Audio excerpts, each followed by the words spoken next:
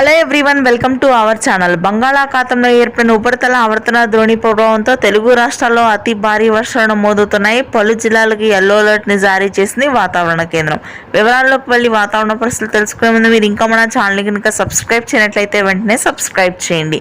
బంగాళాఖాతంలో ఏర్పడిన ఉపరితల ఆవర్తన ద్రోణి ప్రభావంతో కోస్తా తీర ప్రాంతాల్లో రానున్నటువంటి 3 రోజుల పాటు భారీ వర్షాలు నమోదవుతాయి. ఇప్పటికే రాయలసీమ వ్యాప్తంగా అతి భారీ వర్షాలు కురుస్తున్నాయి. రానున్నటువంటి 3 రోజుల పాటు వర్షాలు మరింతగా పెరిగే అవకాశం ఉంది.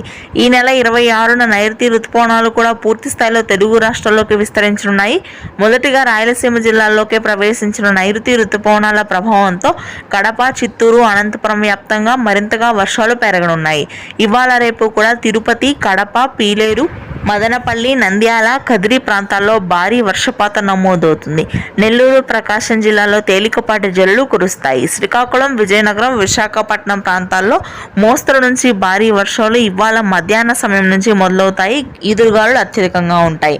తెలంగాణ వ్యాప్తంగా భారీ వర్షాలు నమోదు కానున్నాయి. ఇవాళ నుంచి కూడా మే 17 నుంచి మే 22 వరకు కూడా తెలంగాణలోని అన్ని ప్రాంతాల్లో భారీ వర్షాలు ఉంటాయి, హైదరాబాద్ సహా. Thanks for watching.